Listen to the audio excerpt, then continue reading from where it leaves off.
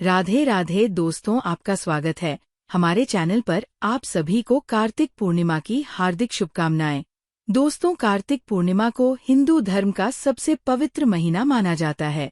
यूं तो पूर्णिमा प्रत्येक मास के शुक्ल पक्ष का 15वां दिन होता है, लेकिन कार्तिक मास की पूर्णिमा का बहुत ही महत्व माना गया है। कार्तिक माह के शुक्ल पक्ष की पूर्णिमा को कार्तिक पूर्णिमा या त्रिपुरारी पूर्णिमा कहा जाता है। इस दिन गंगा नदी में स्नान का खास महत्व माना गया है। वैदिक पंचांग के अनुसार इस साल कार्तिक पूर्णिमा तिथि 15 नवंबर 2024 शुक्रवार को है। कार्तिक पूर्णिमा पर ब्रह्मा मुहूर्त प्रातः 4:58 बजे से 5:51 बजे तक है। इस दिन सूर्योदय 6:44 पर होगा। कार्तिक पूर्णिमा के दिन व्रत रखकर भगवान शिव, सत्यनारायण भगवान, चंद्रमा और माता लक्ष्मी की पूजा करते हैं। हिंदू धर्म में कार्तिक पूर्णिमा का खास महत्व माना गया है और इस दिन गंगा स्नान किया जाता है। गंगा स्नान करने के पश्चात सूर्य देव को अर्घ्य अवश्य देना चाहिए। मानते हैं कि ऐसा करने से मनुष्य को अपने किए गए पापों से मुक्ति प्राप्त होती है। स्नान के बाद दान करना बहुत ही फलदायी होता है। साथ ही कार्तिक पूर्णिमा के दिन दीपदान करने से सभी देवी देवताओं का आशीर्वाद मिलता है। इस दिन लोग व्रतोपवास रखते हैं और मान्यता है कि ये व्रत रखने से व्यक्ति के सभी पाप व कष्ट मिट जाते हैं। साथ ही सुख, समृद्धि और सौभाग्य का आशीर्वाद मिलता है। इस दिन व्रत कर रहे हैं तो पूजा के बाद ये व्रत कथा जरूर पढ़े। कार्तिक पूर्णिमा व्रत कथा। एक पौराणिक कथा के अनुसार तारकासुर नामक एक राक्षस था। उसके 3 पुत्र थे, तारकक्ष, कमलाक्ष और विद्युन्माली। तारकासुर बहुत ही बलवान था। उसने धरती व स्वर्ग पर अपना आतंक मचा रखा था, जिससे परेशान होकर देवताओं ने भगवान शिव से उसका अंत करने के लिए प्रार्थना की। उनकी प्रार्थना सुनकर भगवान शिव ने तारकासुर का वध किया।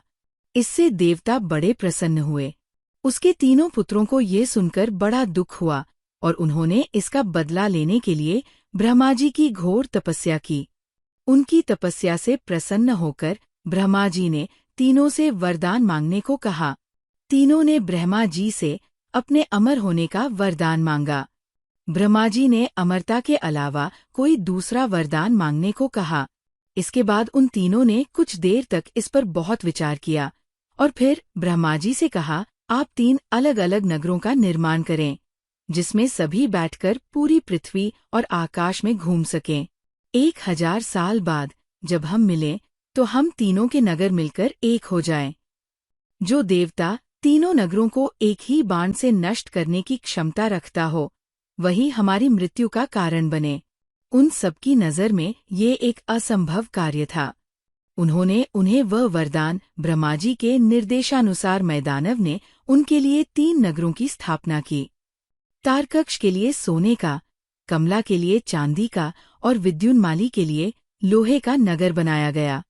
तीनों ने मिलकर तीनों लोकों पर अपना अधिकार जमा लिया। इंद्र देवता इन तीनों राक्षसों से बहुत भयभीत हुए और भगवान शंकर की शरण में गए। इंद्र की बात सुनकर भगवान शिव ने इन दानवों का नाश करने के लिए एक दिव्य रथ का निर्माण किया। इस दिव्य रथ की हर एक चीज देवताओं से बनवाई गई थी। चंद्रमा और सूर्य से पहिए बने। इंद्र, वरुण, यम और कुबेर रथ के 4 घोड़े बने। हिमालय धनुष बने और शेषनाग प्रत्यंचा बने। भगवान शिव खुद बाण बने और बाण की नोक अग्निदेव स्वयं बने। इस दिव्य रथ पर भगवान शिव स्वयं सवार हुए। देवताओं से बने इस रथ और तीनों भाइयों के बीच भयंकर युद्ध हुआ। युद्ध करते समय प्रभु लीला से एक ऐसा समय आया जब तीनों रथ एक ही सीध में आ गए। जैसे ही ये तीनों रथ एक सीध में आए, उसी समय भगवान शिव ने अपने बाण छोड़े और तीनों का नाश कर दिया। इसी वध के बाद भगवान शिव को त्रिपुरारी कहा जाने लगा था।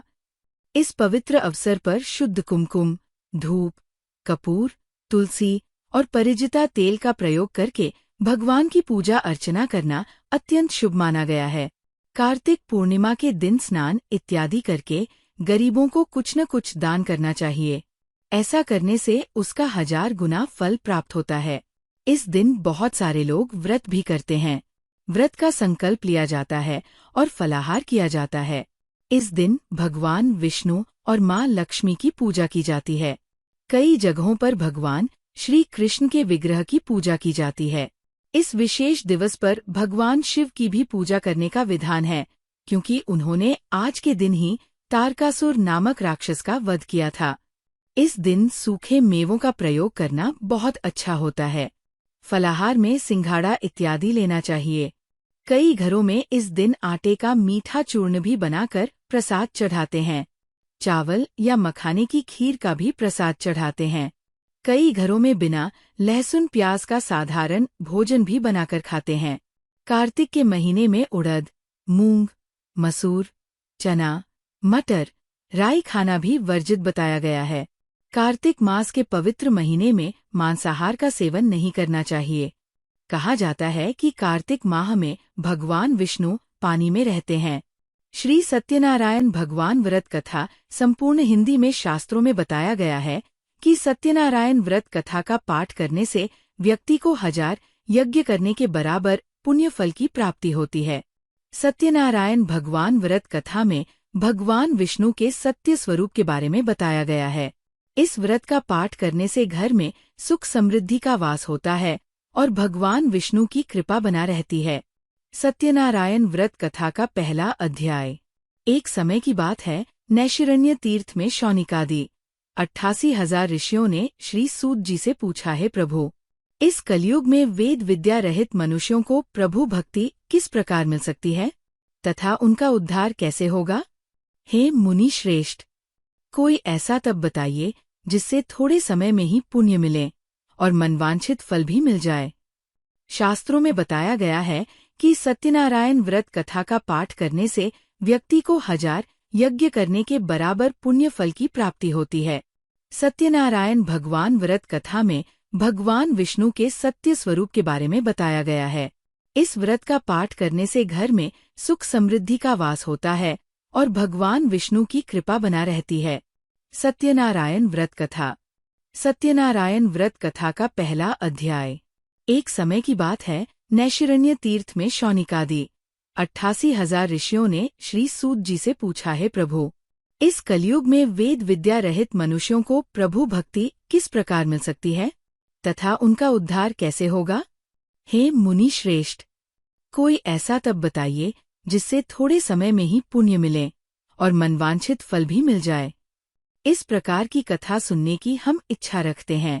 सर्व शास्त्रों के ज्ञाता सूत जी बोले, हे वैष्णवों में पूज्य, आप सभी ने प्राणियों के हित की बात पूछी है, इसलिए मैं एक ऐसे श्रेष्ठ व्रत को आप लोगों को बताऊंगा जिसे नारद जी ने लक्ष्मीनारायण जी से पूछा था और लक्ष्मीपति ने मनिश्रेष्ठ नारद जी से कहा था। आप सब इसे ध्यान से सुनिए।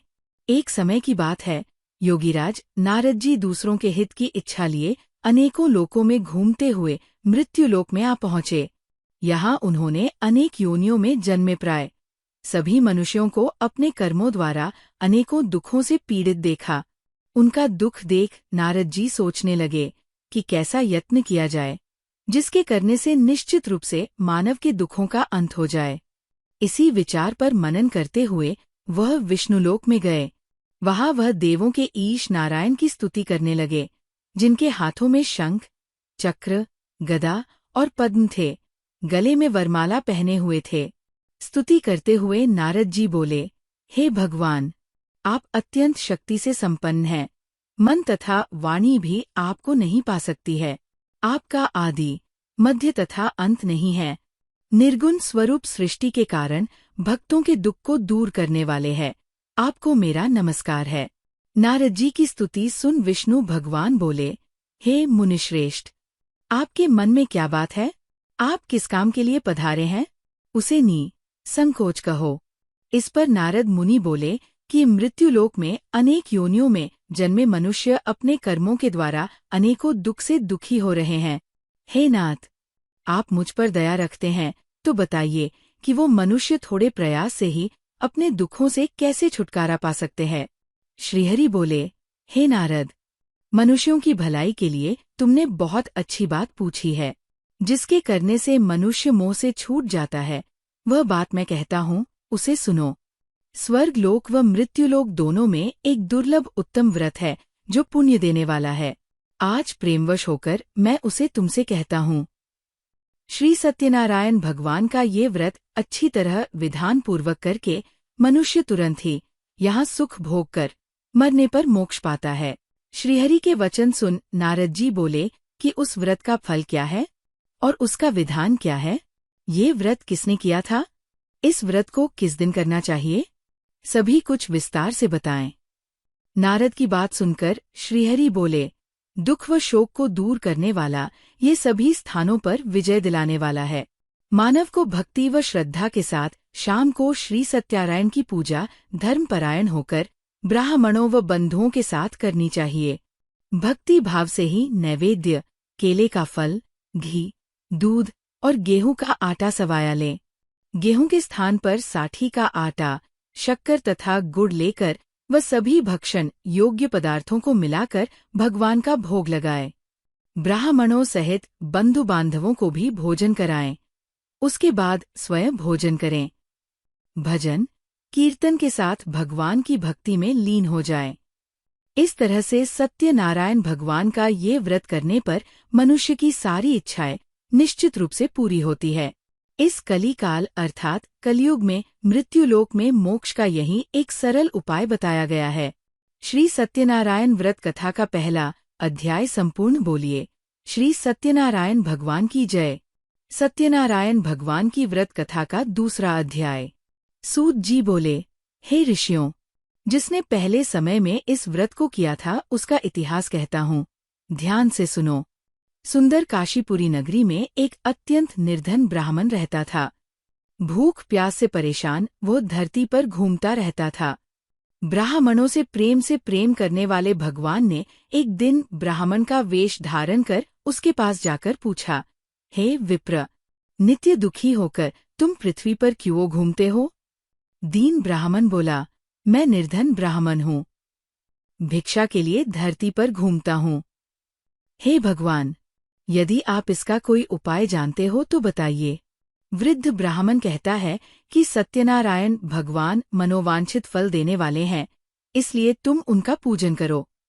इसे करने से मनुष्य सभी दुखों से मुक्त हो जाता है। वृद्ध ब्राह्मण बनकर आए।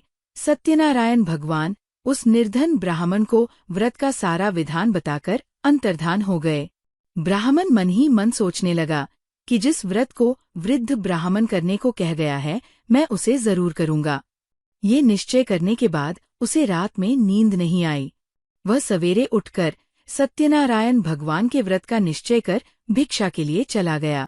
उस दिन निर्धन ब्राह्मण को भिक्षा में बहुत धन मिला, जिससे उसने बंधु बांधवों के साथ मिलकर श्री सत्यनारायण भगवान का व्रत संपन्न किया।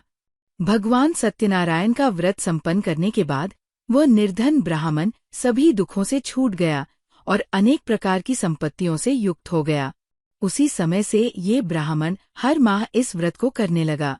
इस तरह से सत्यनारायण भगवान के व्रत को जो मनुष्य करेगा वह सभी प्रकार के पापों से छूटकर मोक्ष को प्राप्त होगा। जो मनुष्य इस व्रत को करेगा वह भी सभी दुखों से मुक्त हो जाएगा। सूत जी बोले कि इस तरह से नारद जी से नारायण जी का कहा हुआ श्री सत्यनारायण व्रत को मैंने तुमसे कहा। हे विप्रो, मैं अब और क्या कहूँ?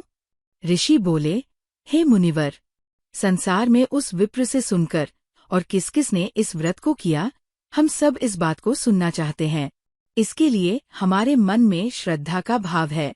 सूत जी बोले, हे मुनियों, जिसने इस व्रत को किया है वे सब सुनो। एक समय वही विप्र धन व ऐश्वर्य के अनुसार अपने बंधु बांधवों के साथ इस व्रत को करने को तैयार हुआ।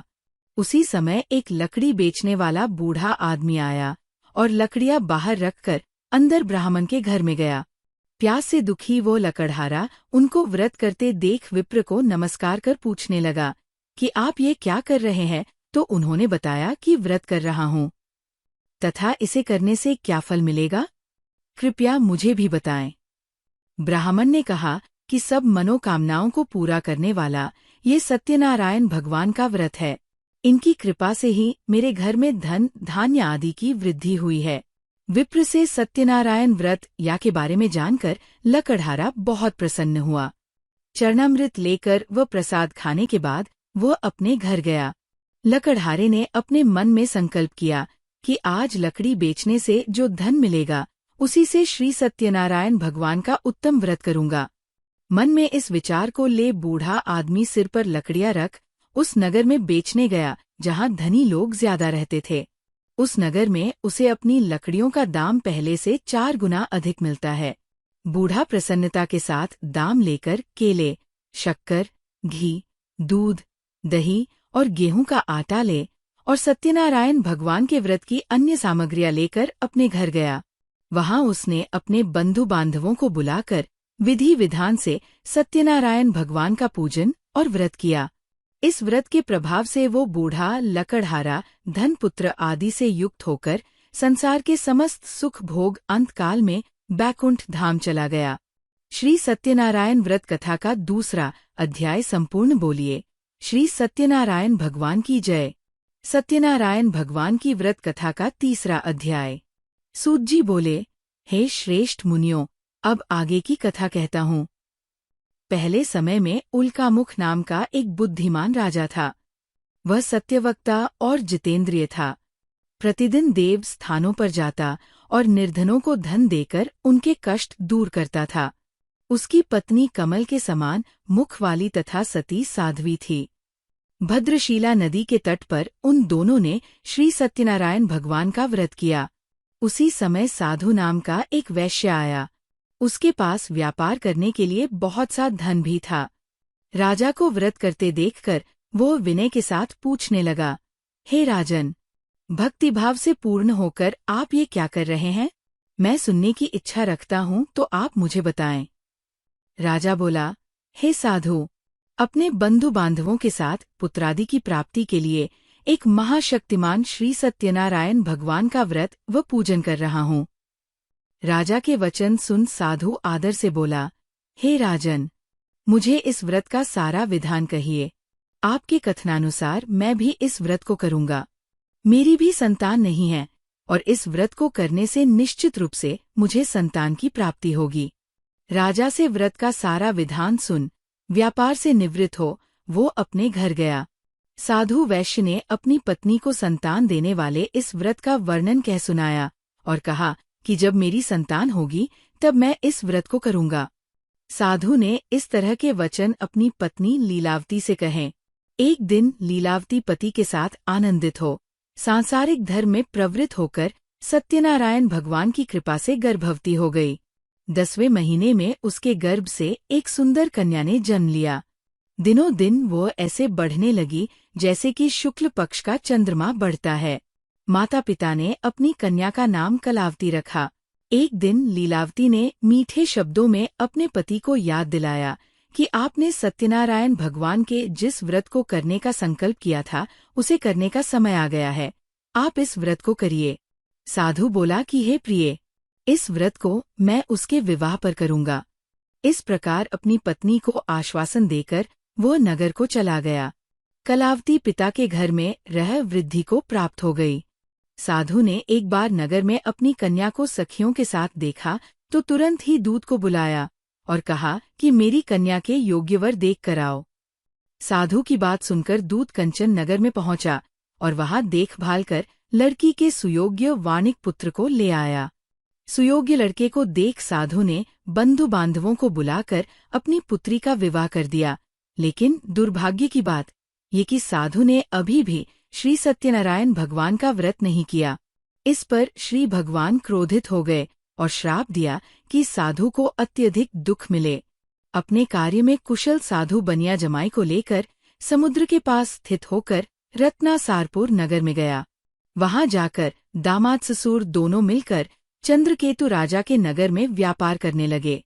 एक दिन भगवान सत्यनारायण की माया से एक चोर राजा का धन चुराकर भाग रहा था। उसने राजा के सिपाहियों को अपना पीछा करते देख चुराया हुआ धन वहां रख दिया जहां साधु अपने जमाई के साथ ठहरा हुआ था। राजा के सिपाहियों ने साधु वैश्य के पास राजा का धन पड़ा देखा तो वो ससुर जमाई दोनों को बांधकर प्रसन्नता से राजा के पास ले गए और कहा कि उन दोनों चोरों हम पकड़ लाए हैं, आप आगे की कार्यवाही की आज्ञा दे। राजा की आज्ञा से उन दोनों को कठिन कारावास में डाल दिया गया और उनका सारा धन भी उनसे छीन लिया गया। श्री सत्यनारायण भगवान से श्राप से साधु की पत्नी भी बहुत दुखी हुई। घर में जो धन रखा था उसे चोर चुरा ले गए। शारीरिक तथा मानसिक पीड़ा व भूख प्यास से अति दुखी हो अन्न की चिंता में कलावती के ब्राह्मण के घर गई। वहां उसने श्री सत्यनारायण भगवान का व्रत होते देखा, फिर कथा भी सुनी। वह प्रसाद ग्रहण कर वो रात को घर वापस आई। माता के कलावती से पूछा कि है पुत्री, अब तक तुम कहाँ थी? तेरे मन में क्या है? कलावती ने अपनी माता से कहा, हे माता, मैंने एक ब्राह्मण के घर में श्री सत्यनारायण भगवान का व्रत देखा है। कन्या के वचन सुन लीलावती भगवान के पूजन की तैयारी करने लगी। लीलावती ने परिवार व बंधुओं सहित सत्यनारायण भगवान का पूजन किया और उनसे वर मांगा कि मेरे पति तथा जमाई शीघ्र घर आ जाए। साथ ही यह भी प्रार्थना की कि हम सबका अपराध क्षमा करें। श्री सत्यनारायण भगवान इस व्रत से संतुष्ट हो गए और राजा चंद्रकेतु को सपने में दर्शन दे कहा कि हे राजन, तुम उन दोनों वैश्यों को छोड़ दो और तुमने उनका जो धन लिया है उसे वापस कर दो। अगर ऐसा नहीं किया तो मैं तुम्हारा धन, राज्य व संतान सभी को नष्ट कर दूंगा। राजा को ये सब कहकर वो अंतर्धान हो गए। प्रातः काल सभा में राजा ने अपना सपना सुनाया, फिर बोले कि बणिक पुत्रों को कैद से मुक्त कर सभा में लाओ। दोनों ने आते ही राजा को प्रणाम किया। राजा मीठी वाणी में बोला, हे महानुभावों, भाग्यवश सा कठिन दुख तुम्हें प्राप्त हुआ है, लेकिन अब तुम्हें कोई भय नहीं है। साकह राजा ने उन दोनों को नए वस्त्राभूषण भी पहनाए और जितना धन उनका लिया था उससे दुगुना धन वापस कर दिया। दोनों वैश्य अपने घर को चल दिए। श्री सत्यनारायण व्रत कथा का 3रा अध्याय संपूर्ण बोलिए। श्री सत्यनारायण भगवान की जय।